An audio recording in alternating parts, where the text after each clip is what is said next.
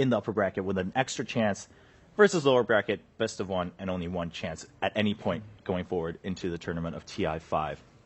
He talked a little bit about the previous matchup. We didn't get to really see that match from here, the foyer, because it was, I believe, the end of day 2 or something like that. We do have some highlights, so we'll take a look at that. But overall, I remember Winter, we were talking about it, and Empire just looked very happy after that match. Of course, it was their first match win, but they seemed really elated. Let's take a look at some of the highlights from their previous matchup in a best-of-2 in Group B, VP versus Empire. I also wonder if it plays effect at all. These two teams probably scrim against each other, Right. Iron sharpens iron, they say, and maybe it's a matchup that they're comfortable with, being able to take advantage of. Adds more to that high morale, being able to come into this matchup against Virtus Pro. And the other thing, I mean, we're also having to look at the picks here, something to consider what they've played against each other before, and it looks like Empire got quite a few high-priority picks. The Naga is probably going to be a big key ban/pick in this series, I would imagine. Let's say a hero to highlight where it seems like Empire are really at their best out of all the games we've seen is when Resolution gets this Dragon Knight. If I'm VP, I second phase ban that, no matter what, unless it's very, very clear that Resolution's hero has been picked in the first 2, which is never really a given, I think, because the cores that generally get picked in the first phase are Gyro and Quap, and Gyro will not be played by Resolution, and the Quap could easily also be played by Silent in the safe lane. So it seems like they play with a lot of confidence. He's a frontliner, he has a targeted stun. This is the goal call that we rally around. That's a big pick. I think Undying will be a big pick for both teams as well.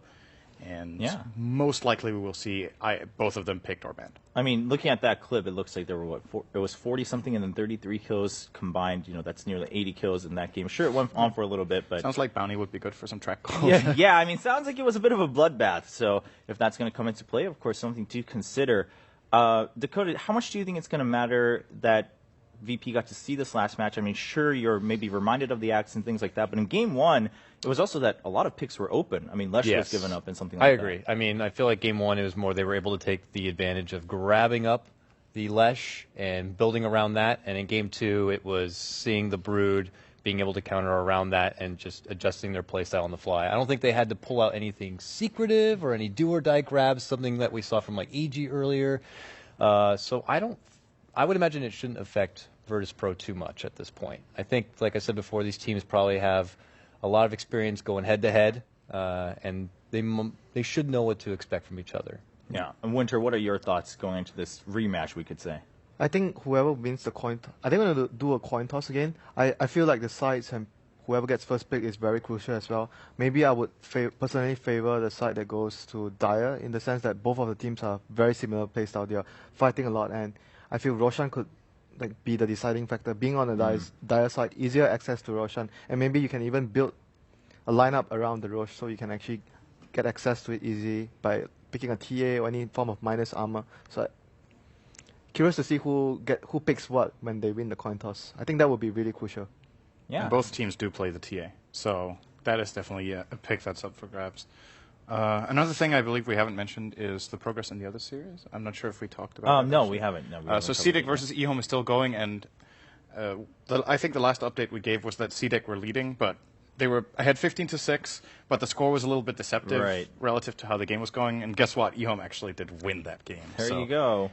This game currently 5-6, eHome with 5, CDEC with 6. Looks like CDEC might be taking Roshan right now. This is another close game, and it's really important because if eHome wins, they get first seed in the group, which is something, no matter what, no one would have expected either eHome or CDEC, I think, to get first. But eHome actually has a shot at it here. Yeah, so eHome really, we were seeing kind of a dream run on day 4 of the group stages, but just one step away from making it happen. That game is still going on. It's Game 2 for them, so the very last game for either team. No matter how this goes on, they are done on the top side of Group B. Of course, Group A is all wrapped up also. But eHome, will they get first seed, or will they just be content with making it finally into that top 4 of Group B? We're about to find out.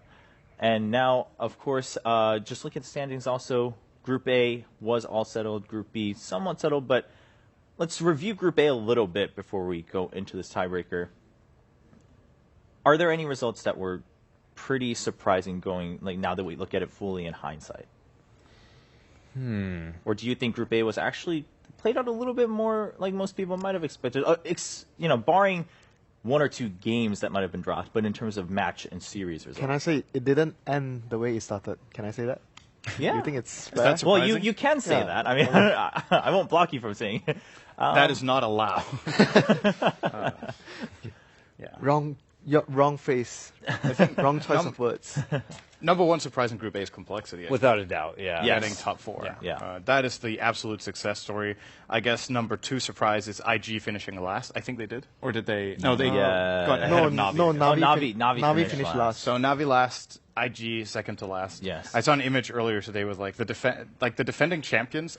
Oh, yeah. IG, Navi, and Newbie are all like at the absolute bottom of the group. Yeah. So that's something I think a lot of people wouldn't have expected. You would expect at least one of True. those teams to do very well, but hasn't been the case. Hopefully they can rise to the occasion at the main event, at least one of them. So. Yeah, granted, I mean, both Navi and Newbie, people didn't have too many high hopes coming in, but at the same time, people were saying, well, Navi, they tend to perform suddenly, like when people least expected, when it most matters, they do turn that switch on. Of course, Newbie people, after the first, they were like, oh, actually, they're a lot better than we expected them to be, so maybe we can't underestimate them anymore. Same thing with IG, but at the end of the day, at the end of the week, they are now in the bottom half of both of their respective groups. So that's how it panned out. But yeah, you bring up a good point. Complexity, probably the biggest surprise for everyone. And as we keep mentioning, I mean, the Friedman brothers and all of their teams said, we're here to prove everyone wrong, and that motivates us a lot. And it seems like that fire is still burning, and they're willing to just push through to the very end. I think the very big thing and strongest aspect of the team is they have a lot of different picks compared to the rest, and they are not afraid to use something that is maybe sort of out of the meta slightly. And we've been talking about teams they need the surprise factor. You can't just play a normal game against the stronger teams. So I feel a lot of their positive results came from the surprise factor against the much more formidable opponents they had in the group stages, picking something out of their opponent's comfort zone, and the opponents are just not ready to deal with it during the 2-game series itself. We've seen them pick, excuse me, they've played Centaur on Moon Meander. I think they're the only team. My Empire, I think, picked one game as well. Yeah, there was like memory. one other game, I think, Yeah. one or two, yeah. I think so- there was another game as well today. Oh, I think Navi. I remember also? seeing Navi, yeah, it was Navi. Navi. Yeah. It was Navi Navi. picked You're right. Centaur, So I yeah. guess we're talking about the same game. So, yeah, they've picked Centaur for Moon Meander. They've picked Prophet for Moon Meander. Enigma as well. They have played Enigma on, I believe it's been The Fly. support. The Z-Freak. other guy. Z-Freak, yeah. Z-Freak on the Enigma. They've picked Sven, I think both with and without Wisp for. Was that also for Ziz? So I believe in both games. They pulled out the techies, of course. Techies, Yeah, they- that's true. They even You know, a played. year ago would have been really, or not a year ago, because a year ago he wasn't in the game. A few months ago would have been like, wow, they picked techies. But Right, in this at this turn, it's point. kind of, like, it's not a very normal pick, but it's also not crazy. Like, it's more crazy to pick a Sven than a Techies. I mean, Yeah. is it a crazy normal pick right now? it's not crazy. Like, but I think coming in, obviously, that was kind of the joke, right? Everyone said, we want to see more techies. Obviously, for viewers, it's always kind of exciting how that changes the game. And it's, I guess for viewers, when you're not on the receiving end, it's always satisfying to see someone get blown up by a bunch of mines. But we saw it quite frequently. So I'm in agreement with Sin here saying that it's not exactly crazy. It is still situational, but at the Yes. same time, it's definitely like a high situational pick rather than something like only 2 teams have prepared or something like that coming into TI5. I'm very curious about complexity on how they're going to be when it's key arena time. I was very impressed with how they're able to perform here on LAN. Like I said before, I know like Ziz in particular never had been at a LAN. This is his first LAN. For some of their other players, they've been to LANs for other MOBAs, but not Dota. And I feel like you come into this kind of event as it is right now, and maybe they look at it like we don't have a whole lot to lose. People are probably looking down on us. You know, they're expecting that we're not going to be able to do good, so we can just give it our all. And it's worked out for them so far. But then you get to Key Arena, people are screaming, they're yelling, the pressure's there. You realize that this one win is the difference between, you know, having 6 figures and 7 figures. It can get crazy. So Yeah. I think it's going to be probably the biggest test ever. Yeah, that is a very true point. Very different environment, of course, than here during the group stages. But let's come back to this one. We're looking at the team profiles. One more match left for Group B. Well, of course, the other game's still going on, but one more series to start here. It's going to be between Virtus Pro and Empire. Do you think at this point there's any outside factors to consider, whether it's the niche picks or anything, or both teams just have to say, you know what, give it our all, one last game, it's just on us? Like, let's not try to get into all these mind games in the draft and also in game. I think whoever, so both teams have not had as strong a showing as they were hoping for. And perhaps that means that the motivation going into the game is just, okay, they know there's a reason they're playing in this relegation match for fourth, if you will. Okay, yeah. So maybe you just stick with your really solid picks, like, for example, what I mentioned, Resolutions, Dragon Knight, Virtus Pro. I haven't got to see so many of Virtus Pro's games, I think, so I'm not completely sure what they've been running a lot and what's been successful for them. But there's absolutely no doubt we're going to get action-packed games. I don't think it's going to be a slow kind of game. These teams don't play like that. To adapt. But that, in some ways, complicates things in one way. At the other end, of course, you can think of it as, well, if we lose the first game, we have another shot to come back and tie it up and go for that last game. Winter, what about you? What are your thoughts in this matchup? What do you think they want to focus on the most? I think what they want to focus more successful rotations to help the mid would be really crucial in that matchup itself, because both of the mid players of the teams are really explosive players. If you just give them a slight head start, they can actually dominate and control the game by themselves. So I think that's a very key factor. Axe, they have plenty of other tricks up their sleeves, and I hope they don't get too caught up in, let's make sure we get that Lesh and Gyro and Naga, and don't be afraid to kind of get a bit more creative. Right. Yeah, I think there are definitely a lot of options here to maybe see some picks we haven't yet or not as often. I think I remember seeing Virtus Pro or Empire. They have picked. I think it was Virtus Pro. More or less, they picked Warlock for Illidan. He played a safe lane or mid Warlock in the past. Yes. And it's really good. Warlock is a pick that's really good when the playstyle is constantly fighting. And when you fight, you want to take Warlock. It's like you win the fight, you take objective. So it's very good in the matter of the fact that if the teams are fighting constantly, it's a good pick in that regard.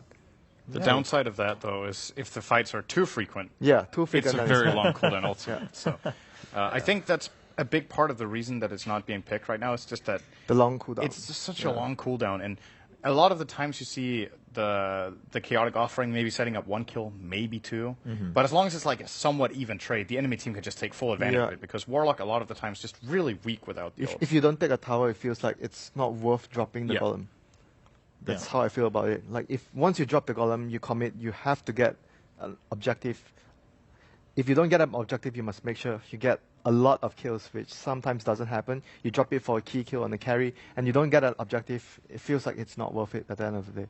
That's what I feel like. Instead, they'd go for what could kind of fill those shoes, but be a safer pick in like a DK, being able to utilize his ultimate to get objectives and take fights, whereas Warlock could be a bit too spicy. Right. But at the same time, I guess it also depends, right? Are you already up a game? Do you want to go strong in the very first game?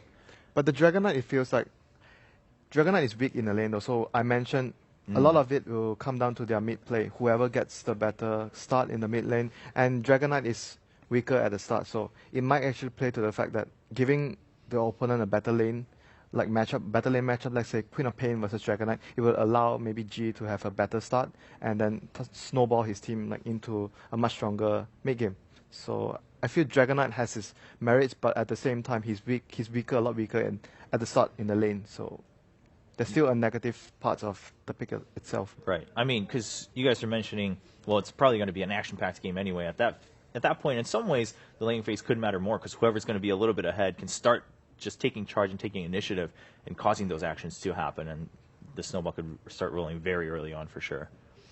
Now, going in then, both teams are already in the lobby. Now, one last question from my end, just something curious. How worth it is it to, if you had, let's assume that both teams have just one strategy, they were like, we're going to save this till we absolutely need it, or like, let's say it's like the finals and one game away from the championship. This is what